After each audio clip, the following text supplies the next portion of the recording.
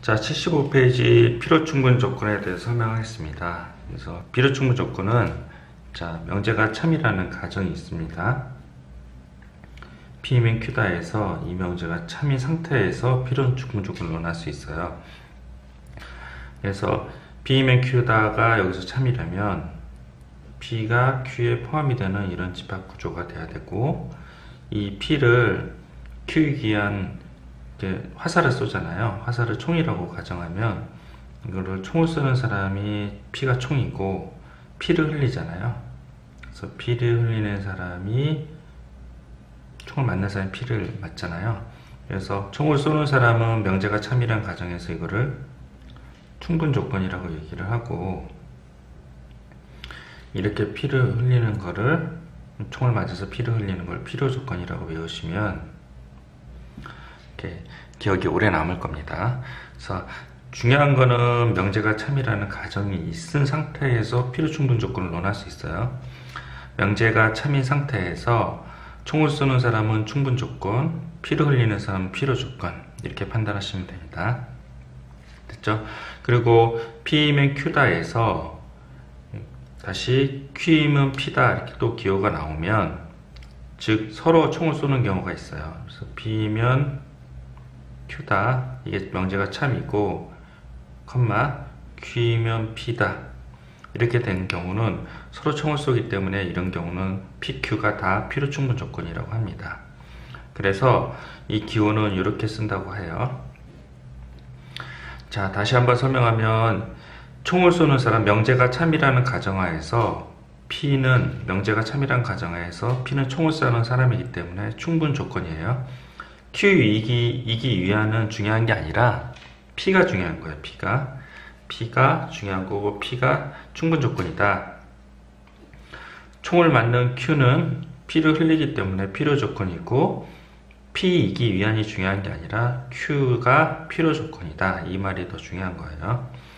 그리고 P이면 Q다에 대해서 이 기호를 P이면 Q고 Q이면 P 이렇게 되는 이 고가 들어가고 공통 범위가 되는 건 서로 총을 쏘는 걸 얘기해요. 근데 기호는 이렇게 표시하고, P는 Q이기 위한 필요 충분 조건이고, 마찬가지로 Q는 P이기 위한 필요 충분 조건이다. 이렇게 생각하시면 됩니다.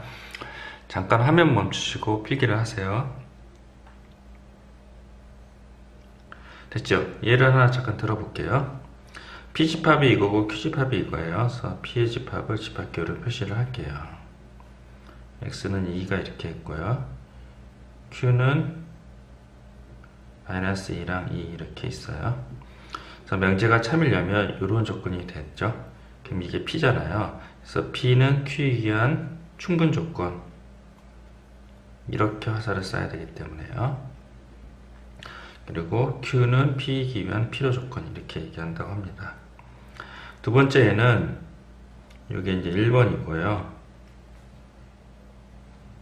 화면이 잘렸나요? 그리고 이제 2번은요, 이제 P면 Q다에서 P의 집합 조건을 따져 볼게요. P의 집합 조건은 2네요. Q의 집합 조건은 마찬가지로 2네요. 그래서 명제가 P면 Q일 수도 있고 Q면 P일 수도 있어요. 이런 경우는 서로 필요 충분 조건이라고 합니다. 그래서 다시 한번 1번이 화면이 잘려서 다시 설명하는데,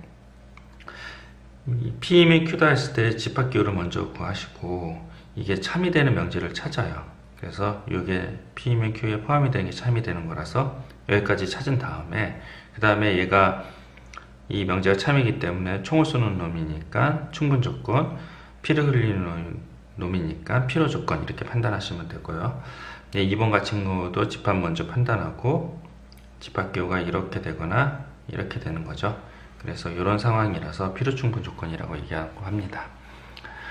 자, 요거 다시 저장하셨나요? 자, 저장 안 했으면 밑에 것까지 해서 다 필기하십시오. 화면 멈추세요. 됐죠? 그리고 여기도 필기를 해 주십시오. 화면 멈추세요. 자, 그래서 요거를 잠깐 보시면, 2번을 보시면 P이면 Q다가 하면요, 요게 이제 명제가 참인 조건이 뭐예요? 요게 이제 참인 조건이죠. 참이 조건이면 P이면 Q이기 위한 충분 조건, Q는 P이기 위한 필요 조건 이렇게 돼요. 두 개 같으면 얘가 이렇게 되죠. 그러니까 필요 충분히 조건이 된다고 합니다. 자, 그 다음 페이지 넘어가겠습니다. 예를 다시 들어드릴게요. 필수 예제 11번. 자, 그래서 1번 같은 경우는 P의 집합을 구해요. P. 네, 1번입니다. 자, 화면 보이게 옆으로. P 집합의 대표적인 거, -2, -1 이렇게 점점점점 음수 쪽은 다 된다. Q는요, 요거 똑같이 썼으면요, 똑같이 -2 되는지 확인을 해요. 되죠? -1도 되고, 여기는 0이 돼요. 점점점 됐죠? 그러면 집합기호가 P면 Q다 이렇게 됐잖아요. 그럼 명제를 P면 Q가 참이에요. 이렇게 씁니다. 이 상태에서 판단하는 거죠. P는 뭐요? 충분 조건. 그래서 P는 Q에게는 어떤 조건이냐? 그러면 이 순서대로 집합을 표시하고 판단하시면 됩니다. 2번도 설명하겠습니다. P집합을 이렇게 넣을게요. 이게 XY가 실수이기 때문에 이거는 만족시키는 00뿐이 없어요. 그리고 Q집합도 집합기로 표현하면 얘도 마찬가지 00뿐이 없어요. 음수가 돼도 양수가 돼도 성립하지 않아요. 그래서 이제 이렇게 돼서 P면 Q이고 Q이면 P이다 이렇게 돼 있어요. 그래서 PQ는 필요 충분 조건이다. P는 필요 충분 조건이다 이렇게 판단하시면 돼요. 됐죠? 3번 설명할게요. 이런 식으로 발레를 통해서 하는 방법은 되게 좋은 방법은 아니에요. 그래서 3번 P집합 표시할게요. P집합은 이등변 삼각형이죠. 이등변 삼각형이다. 그리고 Q는요, 정삼각형이다. 이등변 삼각형 안에는 정삼각형도 있죠. 이렇게. 그래서 집합기호가 이렇게 돼요. 이해되시나요? 그러면 명제가 참이려면 Q는 P 이렇게 명제가 참이에요. 그리고 이 Q는 충분 조건이고 P는 뭐예요? 필요 조건이죠. 그래서 얘가 필요 조건이 됩니다. 아시겠죠? 자, 잠깐 화면 멈추시고 필기를 하십시오.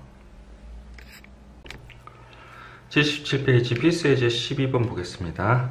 자, P가 Q이기 위한 충분 조건이래요. 충분 조건, 필요 조건을 얘기할 때는 명제가 참이라는 가정이잖아요. 그래서 P가 충분 조건이라고 그러면 명제가 이게 참이라는 거예요. 이렇게. 이게 참이라는 가정이고, 그러려면 얘가 이렇게 돼야 돼요. 그래서 이 Q는 -A에서 X가 플러스 A가 되었잖아요. 그래서 Q가 더 큰 거예요. 그래서 여기 집합으로 표시하시면 수직선상에 -A고 플러스 A가 되면 이렇게 되고, 여기가 -2고 플러스 5가 된다.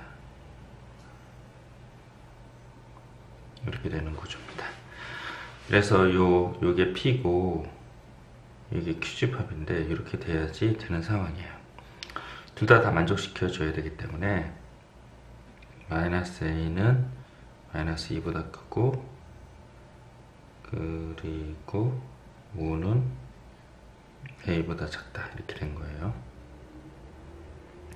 그래서 A는 2보다 크고, 그리고 5보다 크다. 그래서 2보다 크고 5보다 크다는 거예요. 공통 범위인 5보다 크다. 그래서 답이 이렇게 되는 겁니다. 됐죠? 자, 그래서 2보다 크고 5보다 크다 이렇게 되는 거예요. 그리고 2번이 별표 중요한데요. 필요 조건이래요. 얘가 이거에 의한 필요 조건이니까 화살을 맞아야 되죠. 총을 맞아야 되니까 원래 명제가 이렇게 된다는 거예요. 얘가 이렇게 얘가 참이라는 건데요. 제가 이전 시간에 얘기했듯이 이 같지 않다 또는 같은 거는 판단하기 어려워요. 그래서 대우를 이용해서 이걸 이렇게 바꿔주고 나서 판단을 한다 그랬죠.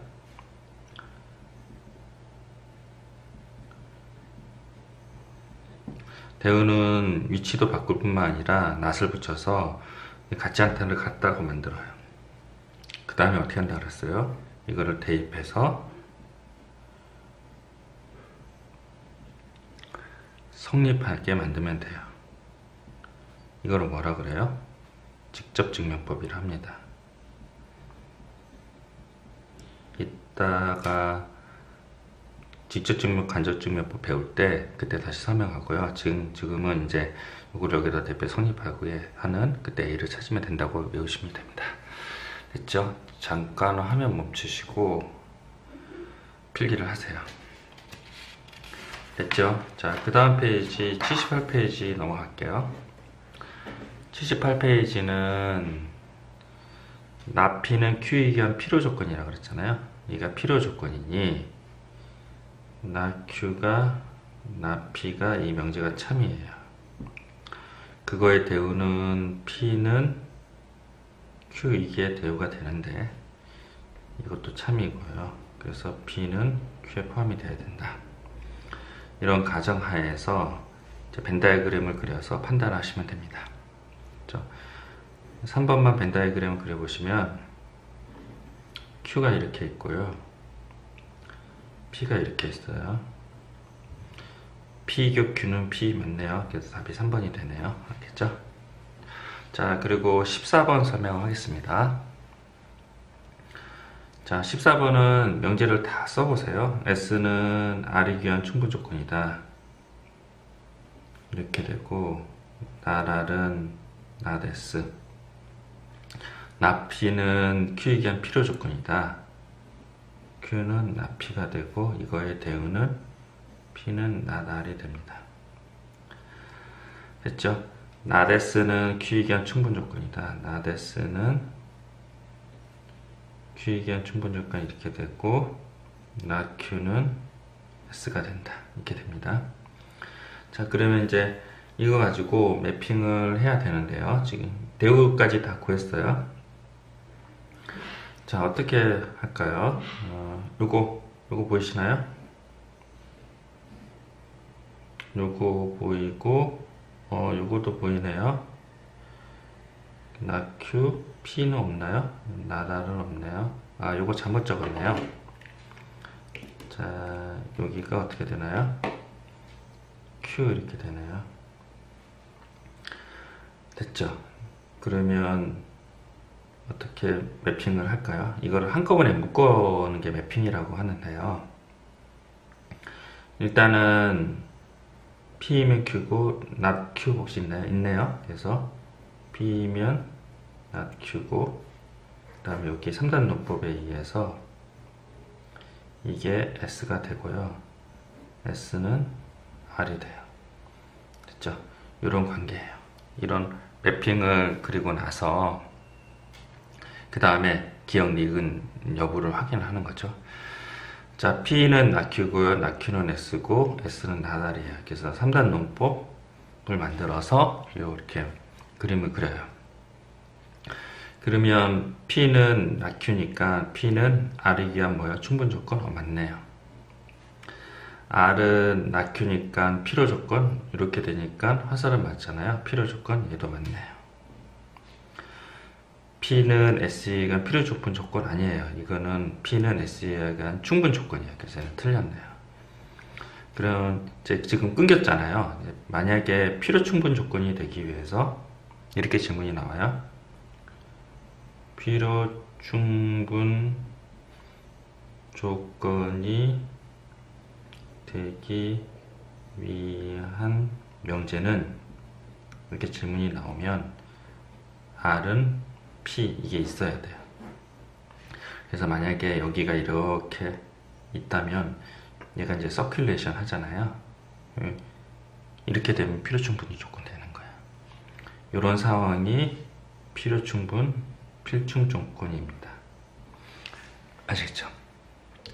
자, 요거 화면 멈출 테니까 필기를 해 주십시오.